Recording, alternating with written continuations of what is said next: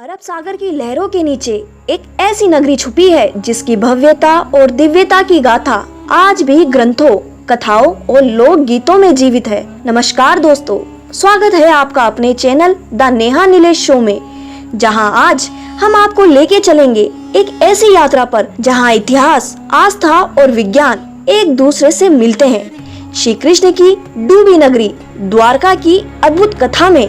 मगर उससे पहले दोस्तों, हमारे चैनल को सब्सक्राइब करना और वीडियो को लाइक जरूर करें। द्वारका भारत के पश्चिमी तट पर स्थित एक प्राचीन नगरी, जिसका नाम सुनते ही मन में अनेक सवाल उठते हैं। क्या सचमुच समुद्र की लहरों के नीचे कोई नगरी छुपी है? क्या वह वही नगरी है जिसे स्वयं भगवान कृष्ण ने बसाया था? आज हम जानेंगे द्वारका का इतिहास, उसकी भव्यता, डूबने का रहस्य और आधुनिक खोजों की सच्चाई। तो आइए शुरू करते हैं इस अद्भुत यात्रा को। भगवान श्री कृष्ण का जीवन जितना रहस्यमय रहा है, उतना ही प्रेरणादायक भी है। मथुरा में जन्म, कंस का वध और यदुवंश की रक्षा के लिए उनका संघर्ष, हर घटना में एक नई सीख छुपी है। महाभारत और पुराणों के अनुसार जब कंस का अंत हुआ तो मथुरा पर कंस के ससुर जरासंध ने बार बार आक्रमण किए। हर बार युद्ध, हर बार विनाश। श्री कृष्ण की प्रजा भय और असुरक्षा में जीने लगी। तभी श्री कृष्ण ने एक बड़ा निर्णय लिया।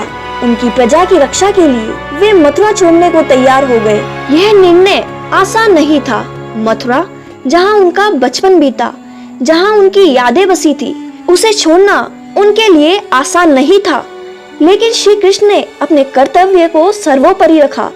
उन्होंने अपनी प्रजा के साथ पश्चिम की ओर प्रस्थान किया। यह यात्रा केवल भौगोलिक नहीं थी, बल्कि एक नई शुरुआत की ओर बढ़ने का प्रतीक थी। अरब सागर के किनारे पहुंचकर श्री कृष्ण ने समुद्र देवता से प्रार्थना की, हे समुद्र देव, हमें शरण दो, हमारी प्रजा को स्थान दो। समुद्र देवता ने श्री कृष्ण की भक्ति और करुणा से प्रसन्न होकर 12 योजन भूमि दान में दी। यह वही भूमि थी जहां द्वारका नगरी का निर्माण होना था। भगवान विश्वकर्मा, देवताओं के महान शिल्पकार, ने द्वारका का निर्माण किया।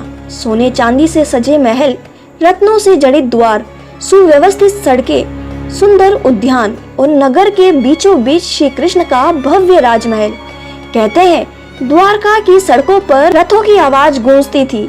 समुद्र के किनारे व्यापार होता था और हर गली में श्री कृष्ण की लीला की झलक मिलती थी। यह नगरी इतनी भव्य थी कि बड़े बड़े राजा यहाँ सलाह लेने आते थे और श्री कृष्ण की बुद्धिमत्ता का लोहा मानते थे। कहते हैं कि द्वारका का प्राचीन नाम कुशस्थली था। यह नगरी चारों ओर विशाल दीवारों से घिरी थी, जिनमें कई दरवाजे थे, इसीलिए इसका नाम द्वारका पड़ा, अर्थात द्वारों का नगर। द्वारका केवल एक नगरी नहीं थी, यह एक संस्कृति थी। यहाँ धर्म, भक्ति और प्रेम का अद्भुत संगम था।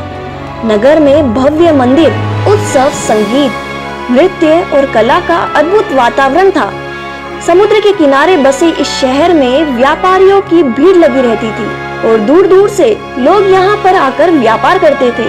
द्वारका हिंदू धर्म के 4 धामों में से एक है और सप्तपुरी 7 पवित्र नगरों में इसका स्थान है।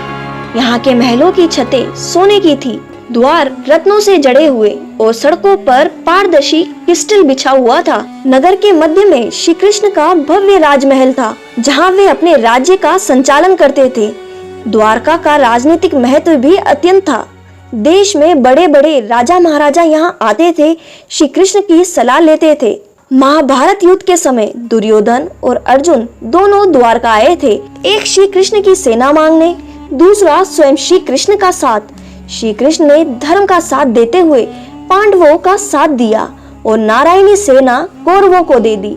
यहाँ से शुरू हुई महाभारत की सबसे महत्वपूर्ण रणनीति। द्वारका केवल श्री कृष्ण की राजधानी नहीं थी, बल्कि उनकी लीलाओं की भूमि थी। यहाँ उन्होंने सुदामा का आतिथ्य किया, रुक्मणी, सत्यभामा, जामवती रानियों के साथ गृहस्थ जीवन जिया। द्वारका में उन्होंने धर्म, न्याय और प्रेम का संदेश दिया। यहाँ के मंदिरों में आज भी उनकी लीलाओं की झलक मिलती है। श्री कृष्ण ने द्वारका में लगभग 100 वर्षों तक राज्य किया। उनकी उपस्थिति में यह नगरी न केवल राजनीतिक बल्कि सांस्कृतिक आध्यात्मिक रूप से भी समृद्ध हुई। द्वारका के नागरिकों के लिए भी श्री कृष्ण केवल राजा नहीं थे, बल्कि मित्र, मार्गदर्शक और उनके परमात्मा थे। महाभारत युद्ध के बाद कौरवों की माता गांधारी ने श्री कृष्ण को श्राप दिया, जैसे मेरे वंश का नाश हुआ वैसे ही तुम्हारे यदुवंश का भी नाश होगा। ये श्राप केवल शब्द नहीं था, बल्कि आने वाले विनाश की शुरुआत थी। इसी दौरान एक और श्राप मिला ऋषियों द्वारा। श्री कृष्ण के पुत्र साम और अन्य युवकों ने ऋषियों से मजाक किया, जिससे क्रोधित होकर ऋषियों ने कहा, साम के गर्भ में एक लोहे का मूसल उत्पन्न होगा, जिससे यदुवंश का नाश होगा। यह मूसल समुद्र में फेंका गया, लेकिन इसके टुकड़े एक शिकारी के हाथ लगे, जिसने उसे विषैले तीर बनाए। 36 वर्षों बाद द्वारका में यादवों के बीच आपसी संघर्ष शुरू हो गया। नशे और अहंकार में डूबे यादवों ने एक दूसरे का संहार कर लिया। श्री कृष्ण ने यह सब मौन होकर देखा और फिर वे वन की ओर निकल पड़े, जहाँ शिकारी जरा ने उन्हें तीर मार दिया। श्री कृष्ण ने शांत मन से जरा को क्षमा कर दिया और पृथ्वी का त्याग कर वैकुंठ लोक चले गए। श्री कृष्ण के प्रस्थान के बाद अर्जुन ने द्वारका के स्त्रियों और बच्चों को निकालने की कोशिश की, लेकिन तभी समुद्र ने अपनी सीमाएं तोड़ दी और पूरी नगरी को निगल लिया। द्वारका, जो कभी वैभव और समृद्धि का केंद्र थी, समुद्र की गहराइयों में विलीन हो गई। पौराणिक मान्यता है कि समुद्र देवता ने श्री कृष्ण से वादा किया था कि उनके प्रस्थान के बाद वह अपनी भूमि वापस ले लेंगे।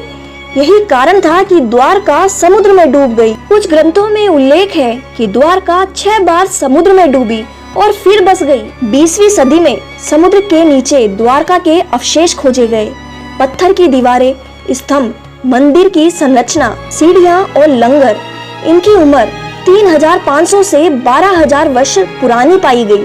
कुछ वैज्ञानिक इन्हें सिंधु घाटी सभ्यता से जोड़ते हैं, तो कुछ मानते हैं कि वे वही द्वारका है जिसका उल्लेख महाभारत में मिलता है। 1963 में Deccan college Pune, department of archaeology और गुजरात सरकार ने मिलकर समुद्र के नीचे खुदाई की। इस दौरान करीब 3000 साल पुराने बर्तन, तांबे के सिक्के, ग्रेनाइट स्ट्रक्चर मिले।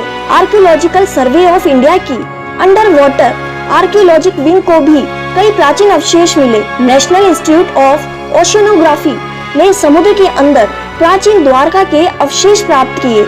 दीवारें, खंबे, बर्तन, सिंचाई प्रणालियां, कई अवशेषों को रेडियो कार्बन डेटिंग से उनकी प्राचीनता प्रमाणित होती है। आज भी ये सवाल बना हुआ है, क्या द्वारका केवल एक कथा है या उसका ऐतिहासिक अस्तित्व भी था? आस्था कहती है द्वारका श्री कृष्ण की लीला भूमि थी, जो आज भी भक्तों के हृदय में जीवित है। विज्ञान कहता है समुद्र के नीचे मिले अवशेष किसी प्राचीन सभ्यता के प्रमाण हैं, जिनका संबंध द्वारका से जोड़ा जा सकता है। कुछ वैज्ञानिक मानते हैं ये अवशेष सिंधु घाटी सभ्यता से जुड़े हो सकते हैं, तो कुछ इसे महाभारत कालीन द्वारका मानते हैं। ये रहस्य आज भी अनसुलझा है, लेकिन द्वारका का आकर्षण कभी कम नहीं होता। आज द्वारका गुजरात का एक प्रमुख तीर्थ स्थल है। द्वारकाधीश मंदिर, जो आस्था का केंद्र है, उस विलुप्त नगरी की याद दिलाता है। हर साल लाखों श्रद्धालु यहाँ आते हैं, श्री कृष्ण के चरणों में सिर झुकाते हैं और उस दिव्य नगरी की झलक पाने की कोशिश करते हैं, जो कभी समुद्र की लहरों पर राज करती थी। द्वारका की कथा हमें यह सिखाती है कि भव्यता और वैभव नश्वर है, परंतु धर्म, भक्ति और सत्य अमर है। द्वारका सिर्फ एक खोई हुई नगरी नहीं, बल्कि भारतीय विरासत, विज्ञान और आस्था का जीवंत प्रमाण है। यह हमें याद दिलाती है कि जीवन में सबसे बड़ा वैभव सच्चाई, प्रेम और भक्ति है, ना कि भौतिक संपत्ति।